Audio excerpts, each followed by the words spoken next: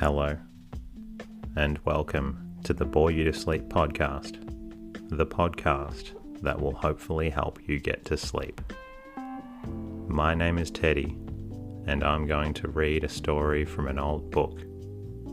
Not one that is particularly interesting, but one that is hopefully boring enough to get you to sleep.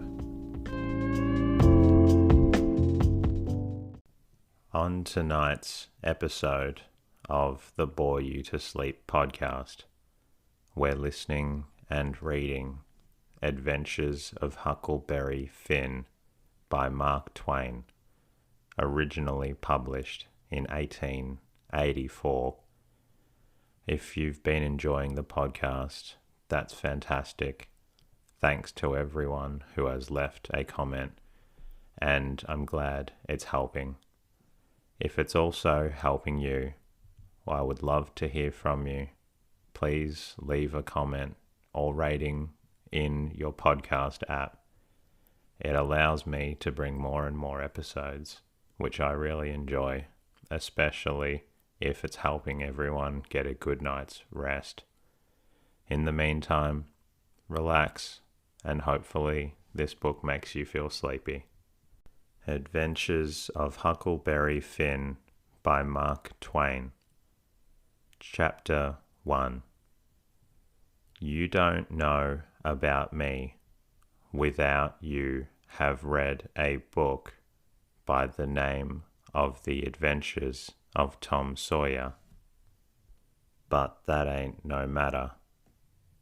That book was made by Mr. Mark Twain, and he told the truth mainly. There was things which he stretched, but mainly he told the truth. That is nothing. I have never seen anybody but lied one time or another. Without it was Aunt Polly, or the widow, or maybe Mary. Aunt Polly, Tom's Aunt Polly, she is, and Mary, and the widow Douglas is all told about in that book, which is mostly a true book with some stretches, as I said before. Now the way that the book winds up is this. Tom and me found the money that the robbers hid in the cave, and it made us rich. We got $6,000 apiece, all gold. It was an awful sight of money when it was piled up. Well, Judge Thatcher, he took it and put it out at interest, and it fetched us $1 a day apiece, all the year round, more than a body could tell what to do with. The widow Douglas, she took me for her son, and allowed she would civilize me. But it was a rough living in the house all the time, considering how dismal, regular, and decent the widow was in all her ways. And so when I couldn't stand it no longer, I lit out. I got into my old rags and my sugar hogshead again, and was free and satisfied. But Tom Sawyer, he hunted me up and said he was going to start a band of robbers, and I might join if I would go back to the widow and be respectable. So I went back. The widow, she cried over me and called me a poor lost lamb, and she called me a lot of other names too, but she never meant no harm by it. She put me in them new clothes again, and I couldn't do nothing but sweat and feel all cramped up. Well, then the old thing commenced again. The widow rung a bell for supper, and you had to come to time. When you got to the table, but couldn't go right to eating, but you had to wait for the widow to tuck down her head and grumble a little over the victuals, though there weren't really anything the matter with them. That is, nothing, only everything was cooked by itself in a barrel of odds and ends. It is different. Things get mixed up, and the juice kind of swaps around, and the things go better.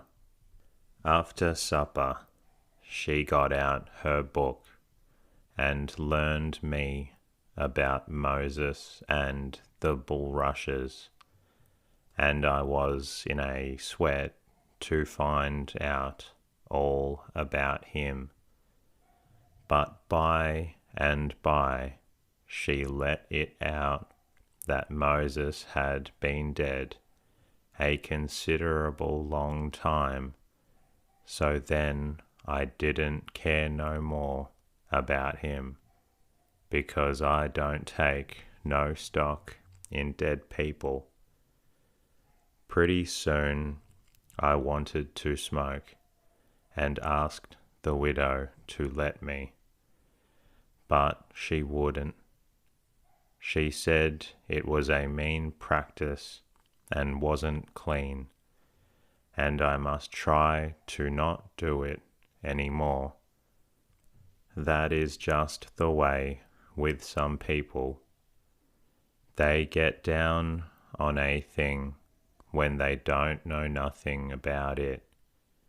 Here she was a-bothering about Moses, which was no kin to her, and no use to anybody being gone.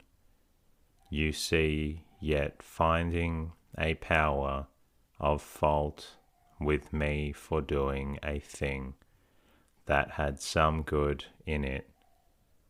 And she took snuff too, of course. That was all right, because she done it herself.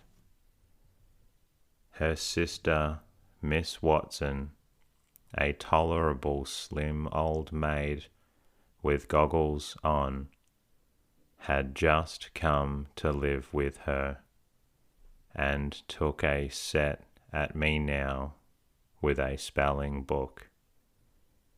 She worked me middling hard for about an hour, and then the widow made her ease up. I couldn't stand it much longer.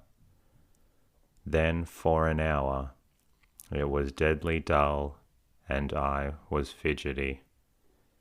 Miss Watson would say, "Don't put your feet up there, Huckleberry, and don't scrunch up like that, Huckleberry. Set up straight." And pretty soon she would say, "Don't gap and stretch like that, Huckleberry. Why don't you try to behave?" Then she told me all about the bad place, and I said I wished I was there. She got mad then, but I didn't mean no harm. All I wanted was to go somewheres. All I wanted was a change. I wasn't particular. She said it was wicked to say what I said. Said she wouldn't say it for the whole world. She was going to live so as to go to the good place. Well, I couldn't see no advantage in going where she was going, so I made up my mind I wouldn't try for it. But I never said so, because it would only make more trouble and wouldn't do no good. Now, she had to get a good start, and she went on and told me all about the good place. She said all a body would have to do there was go around all day long with a harp and sing forever and ever. So I didn't think much of it, but I never said so. I asked her if she reckoned Tom Sawyer would go there, and she said not by a considerable sight. I was glad about that, because I wanted him and me to go together. Miss Watson, she kept pecking at me, and it got tiresome and lonesome. By and by, they fetched them in and had prayers, and then everyone was off to bed. I went up to my room with a candle and put it on the table. Then I sat down in a chair by the window and tried to think of something cheerful, but it wasn't no use. I felt so lonesome, I most wished I was not there. The stars were shining, and the leaves rustled in the woods ever so mournful, and I heard an owl away off woo-wooing about somebody that was not there, and a whippoorwill and a dog crying about someone else who was not there, and the wind was trying to whisper to me, and I couldn't make out what it was, and so it made the cold shivers run over me. Then away out in the woods, I heard that kind of a sound that a ghost makes when it wants to tell about something that's on its mind and can't make itself understood, and so can't rest easy in its grave, and has to go about the way every night grieving. I got so downhearted and scared, I did wish I had some company. Pretty soon a spider went crawling up my shoulder, and I flipped it off, and it lit in the candle, and before I could budge, it was all shriveled up.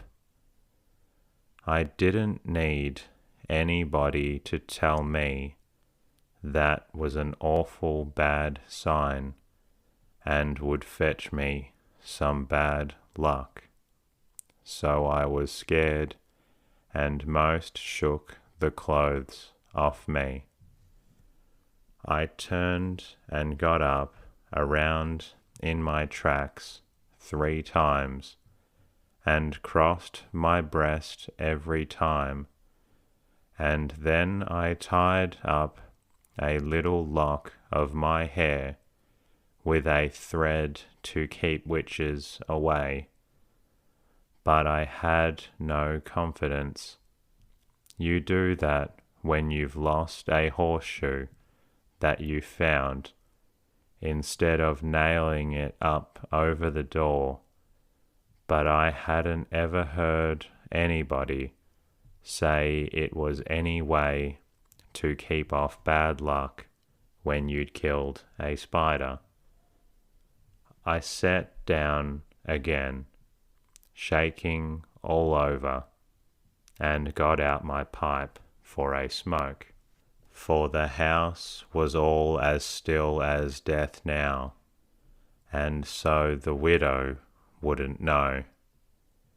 Well, after a long time, I heard the clock away off in the town go boom, boom, boom, 12 licks, and all still again, stiller than ever. Pretty soon I heard a twig snap down in the dark amongst the trees. Something was a-stirring. I sat still and listened.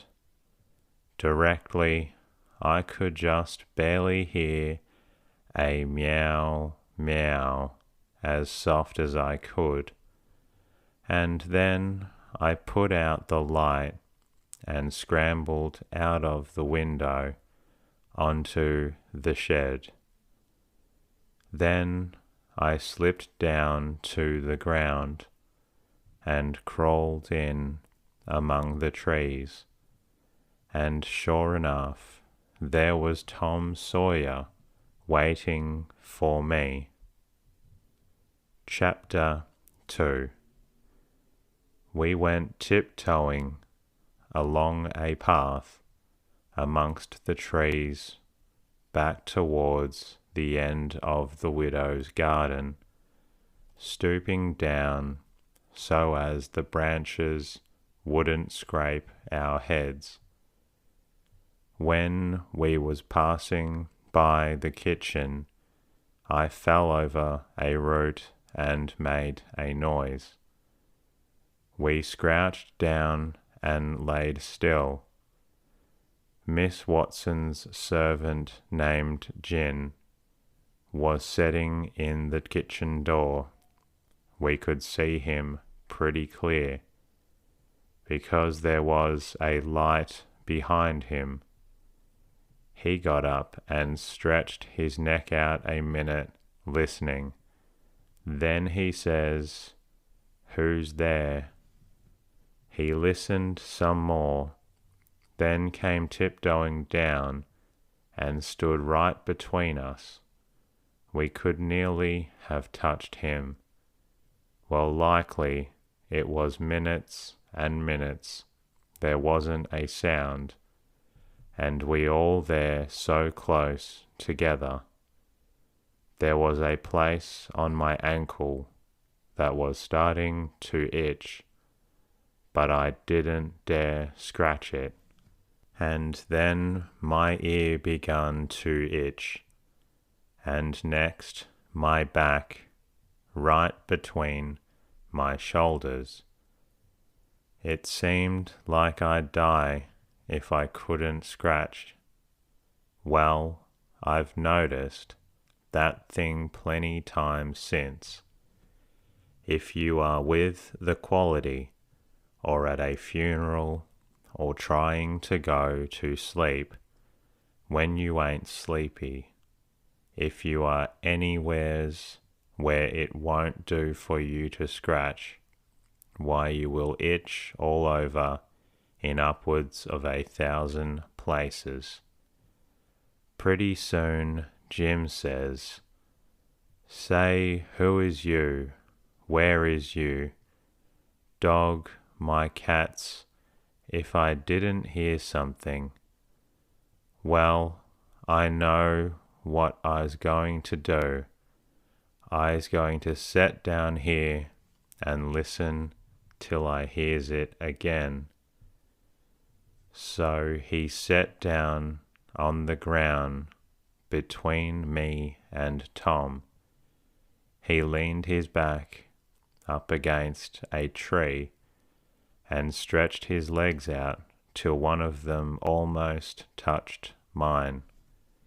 My nose began to itch. It itched till the tears came into my eyes, but I didn't scratch it. Then it began to itch again. Next, I got to itching underneath. I didn't know how I was going to sit still. The miserableness went on as much as 6 or 7 minutes, but it seemed a sight longer than it was. I was itching in 11 different places now. I reckoned I couldn't stand it more than a minute longer, but I set my teeth hard and got ready to try. Just then, Jim began to breathe heavy. Next, he began to snore, and then I was pretty soon comfortable again. Tom, he made a sign to me, kind of a little noise with his mouth, and we went creeping away on our hands and knees. When we was 10 foot off, Tom whispered to me and wanted to tie Jim to the tree for fun, but I said no.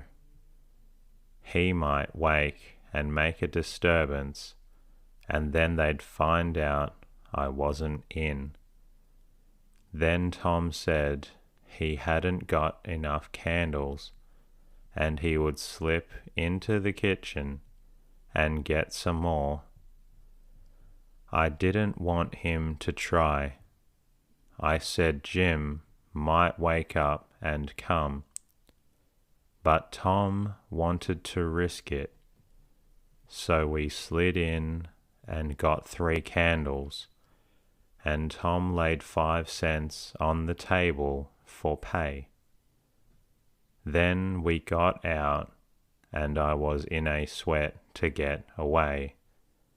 But nothing would do Tom, but he must crawl to where Jim was, on his hands and knees, and play something on him.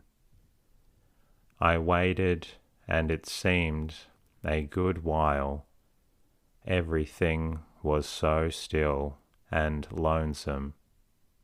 As soon as Tom was back, we cut along the path, around the garden fence, and by fetched up on the steep top of the hill on the other side of the house. Tom had slipped Jim's hat off his head and hung it on a limb right over him, and Jim stirred a little, but he didn't wake. Afterwards, Jim said the watchers bewitched him and put him in a trance, and rode him all over the state, and then set him under the trees again, and hung his hat on a limb to show who had done it. And next to Jim told it, he said they rode down to New Orleans, and after that, every time he told, it spread it more and more, till by and by he said they rode him all over the world, and tied him most to death, and his back was all over saddle boils. Jim was monstrous proud about it, and he got so he wouldn't hardly notice the other servants. Servants would come miles to hear Jim tell about it, and he was more looked up to than any other servants in that country. Strange servants would stand with their mouths open and look him all over, same as if he was a wonder. Servants are always talking about witches in the dark by the kitchen fire, but whenever one was talking and letting on to know about such things, Jim would happen in and say, what you know about witches, and the servant was corked up and had to take a back seat. Jim always kept that 5-cent piece around his neck with a string, and said it was a charm the devil had gave him with his own hands, and told him he could cure anybody with it, and would fetch witches whenever he wanted to, just by saying something to it. But he never told what it was he said to it. Servants would come from all around there and give Jim anything they had, just for a sight of that 5-cent piece, but they wouldn't touch it, because the devil had his hands on it. Jim was most ruined for a servant, because he got stuck up on account of having seen the devil and been rode by witches.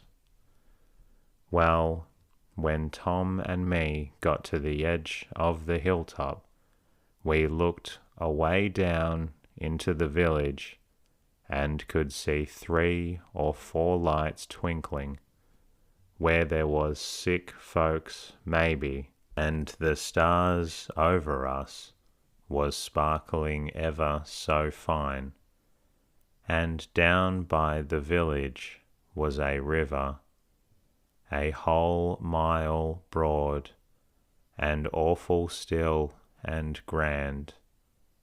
We went down the hill and found Joe Harper and Ben Rogers, and 2 or more of the boys hid in the old tan yard. So we unhitched a skiff and pulled down the river 2 mile a half to the big scar on the hillside and went ashore. We went to a clump of bushes, and Tom made everybody swear to keep the secret, and then showed them a hole in the hill, right in the thickest part of the bushes. Then we lit the candles and crawled in on our hands and knees. We went about 200 yards, and then the cave opened up. Tom poked about amongst the passages, and pretty soon the ducked under a whole wall where you wouldn't notice that there was a hole. We went along a narrow place and got into a kind of room, all damp and sweaty and cold, and there we stopped. Tom says, "Now we'll start this band of robbers and call it Tom Sawyer's Gang. Everybody that wants to join has got to take an oath and write his name in blood." Everybody was willing, so Tom got out a sheet of paper that he had wrote the oath on and read it. It swore every boy to stick to the band and never tell any of the secrets, and if anybody done anything to any boy in the band, Whichever boy was ordered to kill that person, and his family must do it, and he mustn't eat and he mustn't sleep till he had killed them, which was a sign of the band. And nobody that didn't belong to the band could use that mark, and if he did, he must be sued, and if he done it again, he must be taken care of. And if anybody belonged to the band told the secrets, he must also be taken care of. Everybody said it was a real beautiful oath, and asked Tom if he got it out of his own head. He said some of it, but the rest was out of pirate books and robber books, and every gang that was high-toned had it. That concludes the readings from tonight. Hopefully you're feeling a little drowsy, and if not, please listen to another book. In the meantime, good night, and speak to you soon.